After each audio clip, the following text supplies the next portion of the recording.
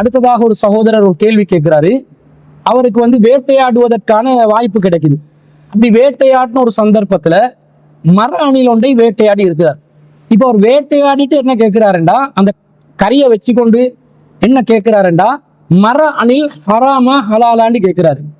அந்த வேட்டையாடுறதுக்கு முன்னாடி கேட்க வேண்டியவர் வேட்டையாடிட்டு அதை சட்டியில வச்சு சாப்பிட்றதுக்கு தயாரான நிலையில ஹராமா ஹலாலான்னு கேட்கிறாரு. அப்ப இது சம்பந்தமாக தேடி பார்த்த அளவுல இந்த மர அணில் சம்பந்தமாக பலவிதமான கருத்து வேறுபாடுகள் இருக்கிறது. இப்போ விலங்கினங்களை பொறுத்தவரையில் ஒரு சில விலங்கினங்களுக்கு தான் இது நேரடியாக தடை செய்யப்பட்டுள்ளது என்று திருக்குர்ஆன்லையும் ஹதீஸ்லையும் வருது. இப்போ உதாரணமாக பன்றியை அல்லாஹ் ஹராமாக்குறான். அது 5வது அத்தியாயத்துல 3வது வசனத்துல வலஹ்மல் ஹின்சீர், பன்றியின் இறைச்சி உங்களுக்கு ஹராம் என்று அல்லாஹ் சொல்கிறார். அப்போ பன்றி என்பது ஹராம் என்றதை நாங்கள் நேரடியா பன்றி ஹராம் என்றது குர்ஆன்ல இருந்து பார்க்கிறோம். அதே மாதிரி புகாரில 4217வது செய்தியில வீட்டு கழுதை சாப்பிடுவதற்கு ஹராம் என்று ரசூலுல்லாஹ் சொல்லி இருக்கிறாங்க. இந்த மாதிரி விரல் விட்டு எண்ணக்கூடிய ஒரு சில விலங்குகளுக்கு தான் பேர் குறிப்பிட்டு இது ஹராம் என்று ரசூலுல்லாஹ் சொல்றாங்க. மற்ற விலங்குகளுக்கெல்லாம் பொதுவாக நபி ஸல்லல்லாஹு அலைஹி வஸல்லம் அவர்கள் ஹலால் ஹராம் எது என்பதை ஒரு பொது அளவுகோலை சொல்லி இருக்கிறார்கள். அந்த பொது அளவுகோலை வைத்துதான் விலங்கினங்களில் எது ஹலால் எது ஹராம் என்பதும் பறவைகள்ல எது ஹலால் எது ஹராம் என்பதையும் நாங்கள் முடிவு செய்து கொள்ள வேண்டும்.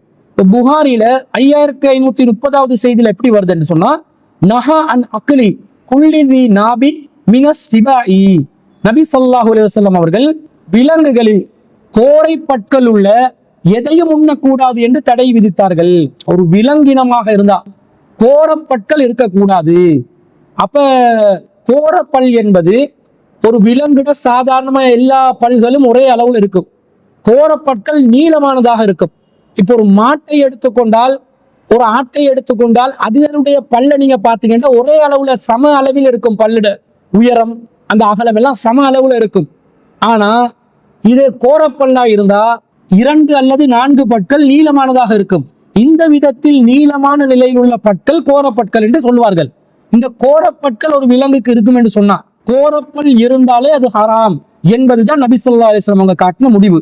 இதே பறவை இனமாக இருந்தா முஸ்லிம்ல வரக்கூடிய 3914வது செய்தியில நஹா ரசூலுல்லாஹி ஸல்லல்லாஹு அலைஹி வஸல்லம் அன் குல்லி தி நாபின், நபி ஸல்லல்லாஹு அலைஹி வஸல்லம் அவர்கள் விலங்குகளில் கோரை பற்கள் உள்ள ஒவ்வொன்றையும் தடை செய்தார்கள்.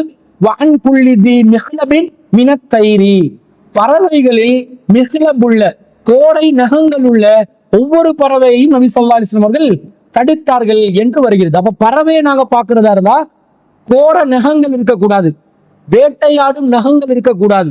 கோர நகங்கள் இருந்தால் ஒரு பறவையை நாங்க ஹராமாக்கி கொள்ளணும். கோழிக்கும் கோர நகம் தான் இருக்குது. ஆனா அந்த கோர நகத்தால அது வேட்டையாடாது. வேட்டையாடாததுனால கோழி நமக்கு சாப்பிடலாம். ஆனா கோர நகங்கள் உள்ள அதன் மூலம் வேட்டையாடுகின்ற ஒரு பறவை இனமாக இருந்தா அது நமக்கு ஹராம் என்று நபி ஸல்லல்லாஹு அலைஹி வஸல்லம் அவங்க சொல்லி இருக்கிறாங்க. அப்ப இதுதான் பொதுவான அளவுகோல். இந்த அளவுகோலை வச்சு சில பிற விலங்குகளுக்கு நேரடியா பேர் வந்திருக்கும் தடை என்று. அந்த விலங்கினங்களை நேரடியா தடுத்து கொள்ளணும். அதுக்கு கோரப்பல் இருக்குதா நகம் இருக்குதான்னெல்லாம் பார்க்க வேண்டியதில்லை. ஆனால் அது அல்லாத விலங்குகளாக பறவைகளாக இருந்தால் விலங்குகள்ல கோரப்பல் இருக்கக்கூடாது, பறவைகள்ல கோரநகம் இருக்கக்கூடாது. இதான் அடிப்படை. கோரநகம் என்றால் கோரப்பல் என்றால் வேட்டையாடக்கூடிய நிலையில் இருக்கக்கூடாது. அப்ப மர அணிலுக்கு கோரப்பல் இருக்குதா கோர நகம் இருக்குதான்னு பார்த்தா இந்த 2 மர அணிலுக்கு இருக்குது. அது முன் வரிசையில் இருக்கக்கூடிய 2 பல்லு நீளமானதாக இருக்கும். அதனால் அது என்ன செய்யும், பழங்களை விலங்குகளை அது வேட்டையாடாவிட்டாலும் பூச்சிக்களை வேட்டையாடாவிட்டாலும் அது பழங்களை ரொம்ப சீவி சாப்பிடுறதுக்கு அந்த பல்ல தான் அது பயன்படுத்தி கொள்ளும். அதே போன்ற அதனுடைய நகங்களும் ரொம்ப விசாலமான நகங்களாக இருக்கிறது. அப்ப அது கோர நகம் தான். இந்த 2ம் சேர்ந்து இந்த விலங்குக்கு இருக்குது. பறவைகள்ல தான் ரசூல் ஸல்லல்லாஹு அலைஹி வஸல்லம் அவர்கள் கோர நகம் இருக்குதான்னு பார்க்க சொல்றாங்க. ஆனா மர அணில பொறுத்த அளவுல அதுக்கு கோர பல் இருக்குது, நகமும் கோரத்தனமான நிலையில தான் இருக்குது.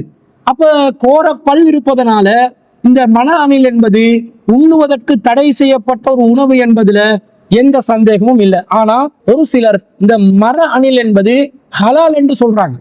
மதுஹபுகள் மத்தியில கூட மர அணில் ஹராமா ஹலாலா என்றதுல கருத்து வேறுபாடு இருக்குது. ஒரு சில சாஃபி மதுஹபினர்கள் ஹராம் என்றுவார்கள், அனஃபி மதுஹபினர்கள் ஹலால் என்றுவார்கள். இப்படி பலவிதமான கருத்து மாறியும் கூட இருக்கலாம். இப்படி பலவிதமான கருத்து வேறுபாடுகள் தேடி பார்க்கும் பொழுது மதுஹப்கள்ல கூட இதிலே கருத்து வேறுபாடு இருக்கிறது என்று பதிவு செய்யப்பட்டிருக்கிறது. அதே போல ஆங்கிலத்தில் உள்ள சில இணையதளங்கள்ல வைல்ஸ் கரல் என்று சொல்லி நீங்க தேடி பார்த்தீங்கன்னு சொன்னா, வைல்ஸ் கரல் என்று சொல்லக்கூடிய மர அணில் சாப்பிடுவதற்கு ஹலால் என்று ஒரு சிலர் ஃபத்வா கொடுத்திருக்கிறாங்க. ஒரு சில முஃப்திமார்கள் ஃபத்வா கொடுத்திருக்கிறாங்க. அதுக்கெல்லாம் இந்த கருத்து வேறுபாடுக்கு காரணம் என்னன்னு சொன்னா, மர அணிலுக்கு முன்வாயில் இருப்பது கோரப்பல்லா இல்லையா என்ற சந்தேகம் சில பேருக்கு இருக்குது. முன்னுக்கு நீளமான நிலையில ஒரு பல்லு ரெண்டு இருக்கத்தான் செய்யுது. ஆனா அந்த பல் மூலமா அது வேட்டையாடுமா, அது வேட்டையாடுகின்ற பல்லா, அது கோரப்பல்லா, அல்லது கோரப்பல் வருவதற்குரிய இடம் தான் இருக்கிறது, கோரப்பல் இல்லை என்ற மாதிரி எல்லாம் அறிஞர்கள் மத்தியிலே கருத்து வேறுபாடு ஏற்பட்டுதான் இது ஹலால் என்று ஒரு சிலர் ஃபத்வா கொடுக்குறாங்க. இது மார்க்க ரீதியாக மட்டுமில்ல, அறிவியல் ரீதியாக கூட, விஞ்ஞானிகள் மத்தியில கூட, விலங்கினங்களை ஆய்வு செய்கின்ற ஆராய்ச்சியாளர்கள் மத்தியில கூட மர அணிலுக்கு இருப்பது கோரப்பல் இல்லை என்று ஒரு சிலர் வாதிடுகிறார்கள். இன்னும் சிலர் என்ன சொல்றாங்கன்னு சொன்னா, மர அணில் எலி வகையை சேர்ந்தது, எலி வகையை சேர்ந்ததுனால அதனுடைய பற்கள் கோரப்பற்கள் தான் என்றும் ஒரு சிலர் அறிவியல் ரீதியாகவும் சொல்றாங்க. இப்ப ரெண்டு விதமான கருத்து வேறுபாடு வருது. பார்த்த பார்வைக்கு நமக்கு அதனுடைய கோரப்பல் தெளிவாக தெரிகிறது, எனவே அதை விட்டு நாங்கள் தவிர்த்து கொள்ள வேண்டும், ஹராம். ஆனா ஒருத்தருக்கு இது சர்ச்சையாகி அது கோரப்பல்லா இல்லையா என்று சர்ச்சையானால் இதற்கு மார்க்க ரீதியான தீர்வு என்ன? நபி ஸல்லல்லாஹு அலைஹி வஸல்லம் சொல்றாங்க, அல் ஹலாலு பையினுன், ஹலால் தெளிவானது, வல் ஹராமு பையினுன், ஹராமும் தெளிவானது, வ பைனஹுமா முஷப்பஹாத்துன் லா யஅலமுஹா கஸீரும் மினன் நாஸ், அதற்கு இடைப்பட்ட சிலதும் உள்ளன, அவற்றை அதிகமானவர்கள் அறிய மாட்டார்கள். ஃபமனித்தகல் முஷப்பஹாத்தி இஸ்தப்ரஹ லிதீனிஹி வ இர்லிஹி, யார் ஒருவர் சந்தேகத்துக்கிடமானவற்றை விட்டும் விலகிக் கொள்கிறாரோ அவர் தன்னுடைய மார்க்கத்தையும் மானத்தையும் பாதுகாத்துக் கொண்டார். வமம் வகாஃபி சுபஹாத்தி, யார் ஒருவர் சந்தேகத்துக்கு இடமானவற்றில் மூழ்கி கிடக்கிறாரோ கராஇன் யர்ஆ ஹவுலல் ஹிமா, அவர் வேலியோரத்தில் மேய்க்கும் மேய்ப்பவரை போன்றவர் ஆவார். யூசிகு அன் யுவாகிஉஹு, அவர் சில வேளை வேலியை உடைத்துக் கொண்டு உள்ளே நுழையக்கூடும். அதே போன்ற ரசூலுல்லாஹ் சொல்றாங்க, அலா வ இன்ன லிகுல்லி மலிகின் ஹிமன், அறிந்து கொள்ளுங்கள் ஒவ்வொரு அரசனுக்கும் ஒரு வரம்பு இருக்கிறது.